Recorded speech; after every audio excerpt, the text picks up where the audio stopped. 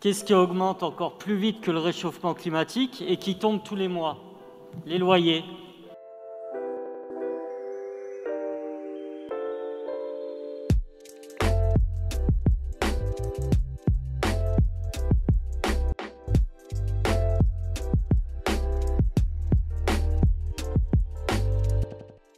Des pans entiers de la société suite à la crise que nous traversons, les étudiants, les jeunes travailleurs, les intérimaires, les intermittents, les retraités, se retrouvent précarisés.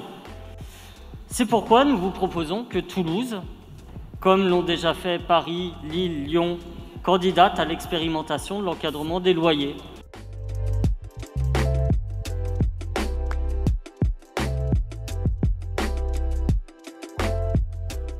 Les petits propriétaires, eux, que le loyer augmente ou baisse, j'ai envie de dire, ça ne les touche pas directement. Par contre, s'il y a peut-être ici des propriétaires qui font de la spéculation locative, alors oui, leur intérêt particulier va contre le fait qu'on encadre les loyers.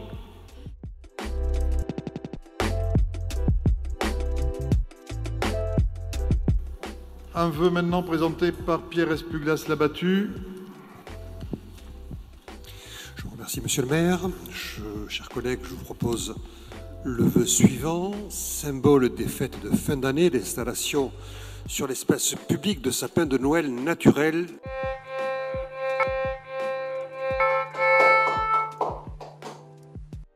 Nous avons affaire à une crise économique sans précédent dans notre ville et notre région. Des millions de salariés de l'aéronautique se retrouvent sur le carreau ou menacés de l'être.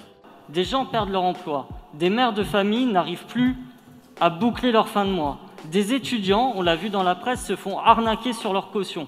Donc il y a une crise du logement dont Toulouse n'est pas exempte, alors que ça devrait être un sujet majeur dans l'opinion publique pour choisir, parce qu'après tout, on peut faire une consultation aussi des Toulousaines et Toulousains pour qu'ils tranchent en conscience. C'est aussi ça la démocratie. Et alors que c'est un sujet majeur, on a le droit à quoi? Au vœu sur le sapin de Noël. Mais le sapin de Noël, les gens, ils se demandent pas s'il faut un sapin de Noël ou pas, c'est de savoir s'ils vont pouvoir mettre des cadeaux en dessous du sapin de Noël. Par contre, les cadeaux, avec vous, c'est toujours pour les mêmes.